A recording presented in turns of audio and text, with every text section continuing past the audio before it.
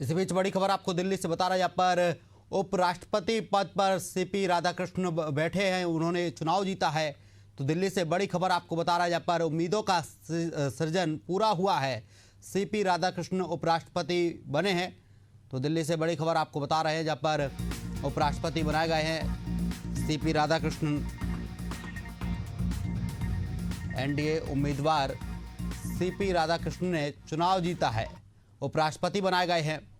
तो इस बीच दिल्ली से बड़ी खबर आपको बता रहे हैं, कौन है सीपी राधाकृष्णन। एनडीए के उपराष्ट्रपति पद के लिए उम्मीदवार थे, चुनाव जीते हैं। वर्तमान में वे महाराष्ट्र के राज्यपाल हैं।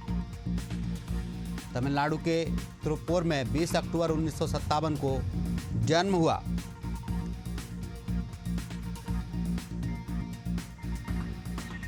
उन्नीस बीजेपी तमिलनाडु इकाई के अध्यक्ष और प्रदेश अध्यक्ष रहे सीपी राधाकृष्णन बने हैं उपराष्ट्रपति। 452 वोट मिले हैं। बी सुदर्शन रेड्डी को 300 वोट मिले हैं। तो दिल्ली से बड़ी खबर आपको बता रहा है, यहाँ पर सीपी राधाकृष्णन बनाए गए हैं उपराष्ट्रपति। सीपी राधाकृष्णन को 452 वोट मिले हैं। बी सुदर्शन रेड्डी को 300 वोट मिले हैं।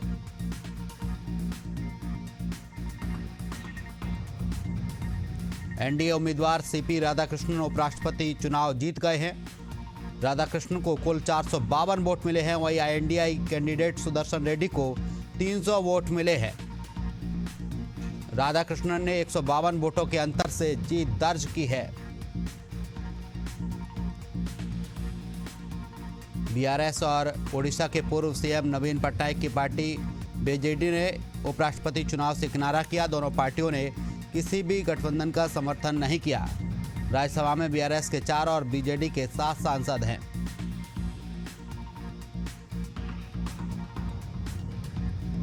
तो सीपी राधाकृष्णन बनाए गए हैं उपराष्ट्रपति।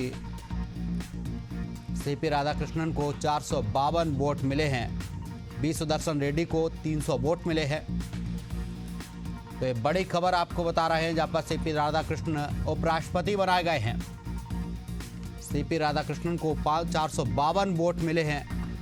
बी सुदर्शन रेड्डी को 300 वोट मिले हैं।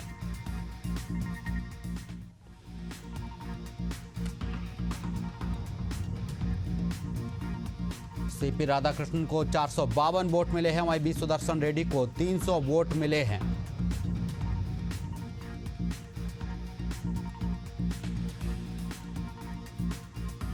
सीपी राधाकृष्णन उपराष्ट्रपति बनाए गए हैं। एनडीए उम्मीदवार सीपी राधाकृष्णन उपराष्ट्रपति चुनाव जीत गए हैं। राधाकृष्णन को 452 वोट मिले हैं। वहीं एनडीए कैंडिडेट सुदर्शन रेड्डी को 300 वोट मिले हैं।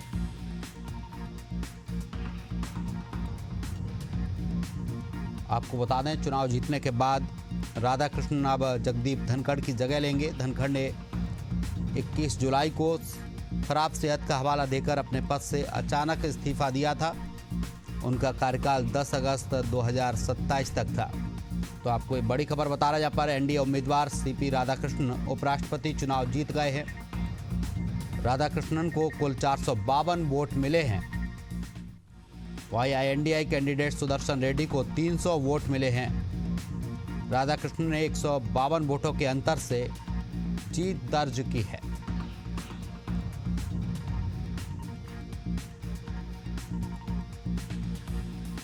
तो ये बड़ी खबर आपको बता रहा है, यहाँ पर एनडीए उम्मीदवार सीपी राधाकृष्णन उपराष्ट्रपति चुनाव जीत गए हैं। राधाकृष्णन को कुल 452 वोट मिले हैं। वहीं एनडीए कैंडिडेट सुदर्शन रेड्डी को 300 वोट मिले हैं। एनडीए उम्मीदवार सीपी राधाकृष्णन उपराष्ट्रपति चुनाव जीत गए हैं। राधाकृष्णन को कुल 452 वोट मिले हैं।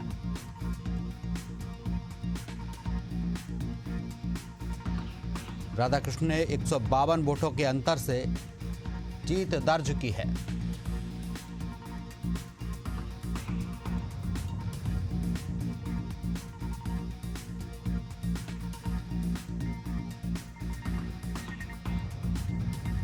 हमारे साथ ज्यादा चर्चा के लिए मनीष वर्मा जी से संपादक जुड़ गए हैं एशियन न्यूज से।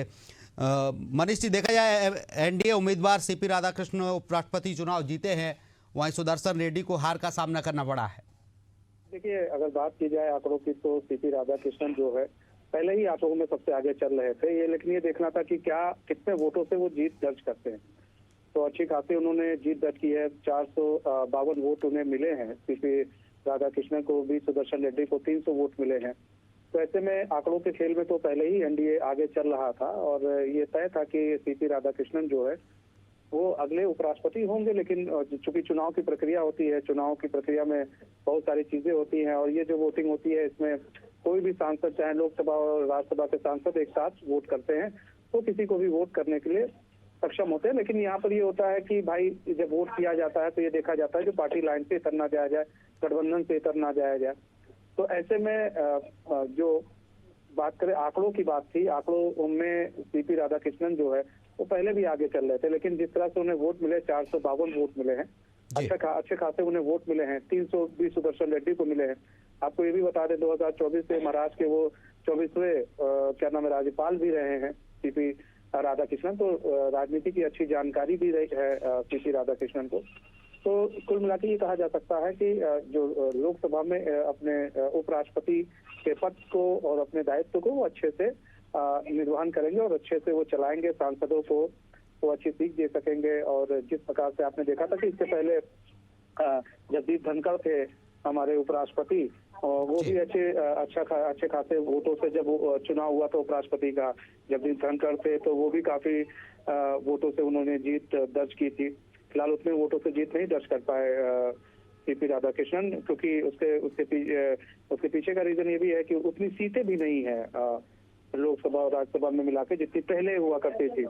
तो ऐसे में एक अच्छी जीत दर्ज की है और काफी लोगों में लोकप्रिय भी हैं सीपी राधाकृष्णन। और दूसरी चीज ये है, सबको साथ में लेकर चलने वाले व्यक्तियों में से हैं सीपी राधाकृष्णन। जी मनीष जी, कुछ पार्टियां जिन्होंने इसमें भाग नहीं लिया, एनडीए ब्लॉक से जुड़ी कुछ पार्टियां, कुछ सांसद हैं जिन्होंने वोट ही नहीं किया है।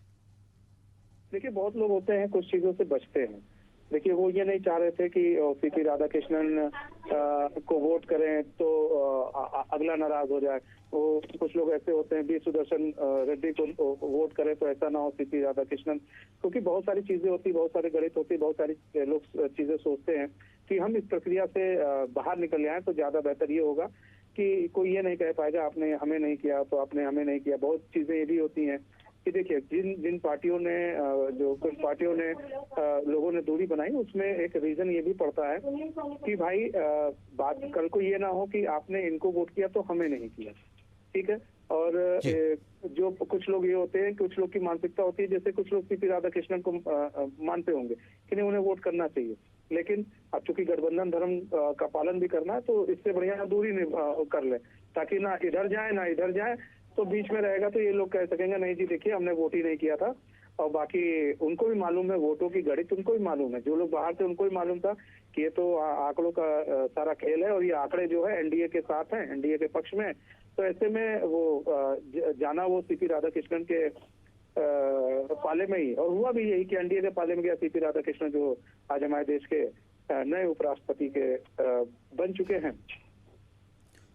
देखा जाए मनीष, क्रॉस वोटिंग के भी मामले सामने आते हैं। इससे पहले भी जो उपराष्ट्रपति या राष्ट्रपति चुनाव हुए हैं उसमें क्रॉस वोटिंग के कई मामले देखने को मिले। देखिए क्रॉस वोटिंग मामले आते हैं, लेकिन अब आपके पास अगर आंकड़े ज्यादा हो, देखिए बार बार आंकड़ों की बात किया कहते हैं, अगर आपके पास आंकड़े ज्यादा हो तो आप क्रॉस वोटिंग कितनी कर लेंगे, 10, 20, 30, 40, 50 उससे ज्यादा नहीं कर पाएंगे, ठीक है। लेकिन आपके पास इतने आंकड़े होते हैं कि आपको क्रॉस वोटिंग का उतना असर नहीं देखने को मिलता है। और ना ही क्रॉस वोटिंग जो है अब बात की जाए तो क्रॉस वोटिंग का आपके पास वो चीजें देखने को मिलती है, हर एक गणित का मायने रखता है। अगर हमारे पास सीटें कम होती एनडीए के पास और एनडीए को लगता कि क्रॉस वोटिंग हो जाए, दिक्कत तब आती है कि अगर आपके पास 10 से 20 या 30 सीटें बस आप आगे हैं, तो ऐसे में क्रॉस वोटिंग मायने रखता है। लेकिन जब इसमें अभी चीजें नहीं है आगे और आपको मालूम है कि हम आंकड़ों के खेल में बहुत आगे हैं, तो कुछ क्रॉस वोटिंग आपको फिर उतनी मायने नहीं रखती है और ये चीजें फिर स्पष्ट हो जाती हैं कि पलड़ा किस ओर भारी है और किस ओर लोगों को जाना है। जिस तरह की देखा जाए एनडीए उम्मीदवार की जीत पहले से ही देखी जा रही थी, क्योंकि सीपी राधाकृष्णन के पक्ष में ज़्यादा वोट होने की पहले से ही अंदाजा लगाया जा रहा था, उनके पक्ष में ज़्यादा वोट भी थे। देखिए एनडीए का ग्राफ तो है ही है, आप देखिए ना, आप चाहे राज्यसभा में देख रहे चाहे लोकसभा में देख रहे, एक अच्छे खासा ग्राफ था एनडीए के पास, ठीक है। अच्छे खासे सांसद हैं एनडीए के खिलाफ, एनडीए के साथ, तो एनडीए के साथ तो पहले ही था और एनडीए के पास तो अच्छे खासे वोट थे, लेकिन अब यही बस ये देखना था कि मनीष जी, रोकना चाहूंगा, हमारे साथ आरपी सिंह, राष्ट्रीय प्रवक्ता बीजेपी से जुड़ गए हैं। बहुत बहुत स्वागत है आपका एशियन न्यूज में। आरपी सिंह जी, मेरी आवाज आप तक पहुंच रही है? जी पहुंच रही है। बिल्कुल, बहुत बहुत स्वागत है आपका एशियन न्यूज में। आपके सीपी राधाकृष्णन जी उपराष्ट्रपति बने हैं, चुनाव जीत गए हैं। पहले तो बहुत बहुत बधाई एशियन न्यूज की तरफ से। 452 वोट हासिल किए, 152 वोट जीत का अंतर रहा है। जी धन्यवाद जी, बहुत बहुत धन्यवाद, और आपको भी बधाई और पूरे देश को बधाई।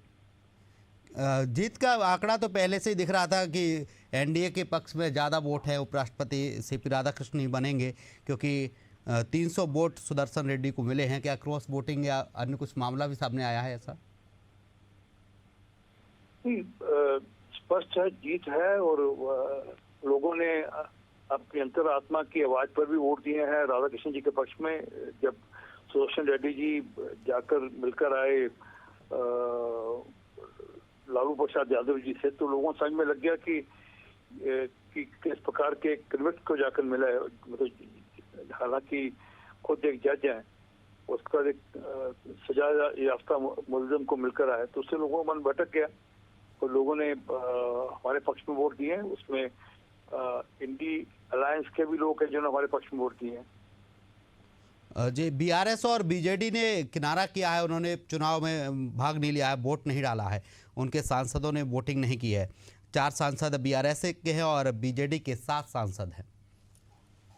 तो पहले से उनकी पार्टी की लाइन थी, उनकी पार्टी ने तय किया था कि वह वोट नहीं करेंगे। उन पे इंडी अलायंस का बड़ा दबाव था, पर उन्होंने इंडी अलायंस के दबाव को मना करते हुए वोट का बहिष्कार किया, वोटिंग का बहिष्कार किया। और 3 पार्टियां थी, अकाली दल भी है उसमें, और बीजेडी भी और बीआरएस भी है। आरपी सिंह, रोकना चाहूंगा आपको। हमारे साथ सुशांत शुक्ला जुड़ गए हैं, बीजेपी विधायक हैं। सुशांत जी, बहुत बहुत स्वागत है आपका एशियन न्यूज में। धन्यवाद सर। पहले तो बहुत बहुत बधाई, सीपी राधाकृष्णन जी उपराष्ट्रपति बने हैं, चुनाव जीते हैं। आपको भी देश की लोकतंत्र में एक नई सेवाभावी सामाजिक कार्यकर्ता के जुड़ने से आप सभी को बहुत बहुत बधाई। 452 वोट मिले हैं सीपी राधाकृष्णन जी को, और INDI कैंडिडेट सुदर्शन रेड्डी जी को 300 वोट मिले हैं। 152 वोट का अंतर रहा है। कई पार्टियां हैं जिन्होंने वोटिंग से किनारा भी किया है। जी, इसमें विशुद्ध रूप से आप ये समझें जी कि जिन लोगों ने लोकतंत्र में सलवा जुर्म जैसे घटनाओं को प्रोत्साहन दिया, नक्सलियों की वैचारिक पृष्ठभूमि को संरक्षण दिया, आज देश के लोकतंत्र से निर्वाचित प्रतिनिधियों ने उनको जवाब दिया है। जी, जो बीआरएस बीजेडी के जो सांसद रहे, राज्यसभा सांसद, लोकसभा सांसद, उनके तो उन्होंने भी वोटिंग से किनारा किया है। अगर वो वोट डालते तो शायद INDI गठबंधन के कैंडिडेट को शायद और वोट उनको बढ़ सकते थे। देखिए, मैं इस विषय पर कुछ बोलना नहीं चाहता हूँ। आज उल्लास का दिन है कि राधा कृष्णन जैसे सामाजिक जीवन के उत्कृष्ट कार्यकर्ता को उपराष्ट्रपति के पद पर जो निर्वाचन हुआ है वो अत्यंत खुशी का विषय है, क्योंकि राधा कृष्णन जैसे जी जैसे लोग जो सेवाभावी तौर पर सामाजिक जीवन के राजनीतिक उत्कृष्ट कार्यकर्ता हैं, ऐसे लोगों को ऐसे पदों पर पहुंचना यानी लोकतंत्र की निष्पक्षता को स्पष्ट तौर पर उल्लेखित करता है। सुशांत जी, एनडीए को अपनी जीत पहले से दिख रही थी या फिर थोड़ा बहुत लग रहा था कि टक्कर होगी, क्योंकि इंडिया ब्लॉक में भी काफी संख्या में सांसद और राज्यसभा सांसद हैं? देखिए, मैं आपको स्पष्ट कर देना चाहता हूँ कि देश के नहीं विश्व के सबसे ताकतवर नेता माननीय नरेंद्र मोदी जी के नेतृत्व में भारत विकसित भारत की तरफ बढ़ रहा है, और जब जनता का जनादेश व्यक्ति के कामों पर हो तो हर जीत मुमकिन होती है, और मोदी है तो मुमकिन है, ये नारा पुनः स्थापित हुआ है। सुशांत शुक्ला जी, जगदीप धनखड़ जी इससे पहले उपराष्ट्रपति रहे, उन्होंने इस्तीफा दिया। विपक्ष लगातार आरोप लगाता रहा कि उन्होंने एक साथ तुरंत इस्तीफा दे दिया, बिना बताए इस्तीफा दे दिया गया। देखिए, मैं आपको स्पष्ट करना चाहता हूँ, विपक्ष को जनता ने सिर्फ आरोप लगाने के लायक छोड़ा है, और पूर्ववर्ती समय में जब जनता ने इनको काम करने के लिए छोड़ा था तो ये सिर्फ भ्रष्टाचार किए हैं, और इनके आधे नेता जेल में और आधे नेता बेल पर हैं। तो मेरी ऐसी मान्यता है कि जनता सब जानती है, सब देखती है और समय आने पर निराकरण करती है।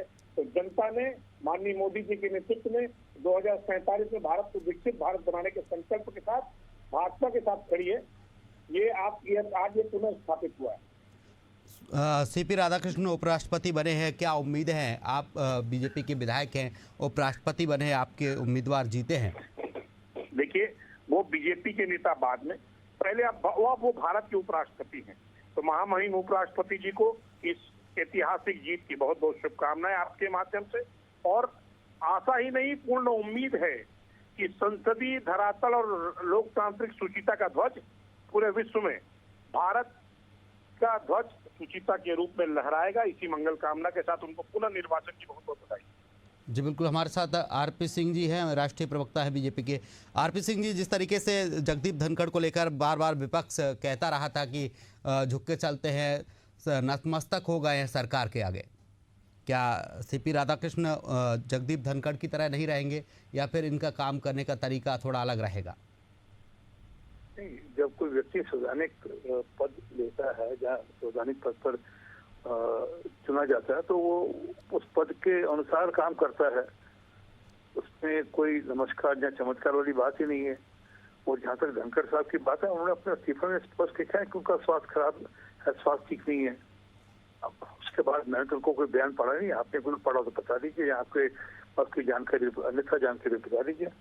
हाल पर जो जानकारी है, जो उन्होंने लिखित बयान अपना चिट्ठी में लिखा था, उनका स्वास्थ्य ठीक नहीं है, स्वास्थ्य लाभ के चलते वो, इसमें आप उसमें अन्यथा कोई बात सोच रहे हैं तो अलग बात है। परंतु इससे सच ये है कि आज का जो इलेक्शन हुआ है वो बैलेट से हुआ था, मशीन से नहीं हुआ था। और बैलेट से भी कांग्रेस और इंडिया अलायंस चुनाव हारी है। 452 हमको पड़े, 300 हमको पड़े। और उसमें भी कई लोगों ने अपनी कॉन्शियस से, अपनी अंतरात्मा की आवाज से भी वोट दिए हैं। और लगभग जो मेरे पास गिनती है, लगभग 14-15 के लगभग इस प्रकार से सांसद हैं जिन्होंने इंडिया अलायंस में होते हुए इंडिया अलायंस के कैंडिडेट के खिलाफ वोट दिए हैं। आरपी सिंह जी, जिस तरीके से कांग्रेस लगातार उस वक्त आरोप लगाती रही जगदीप धनखड़ को लेकर बीजेपी पर कि बीजेपी के दबाव में, मोदी जी के दबाव में और गृह मंत्री जी के दबाव में धनखड़ जी का इस्तीफा करवाया गया था।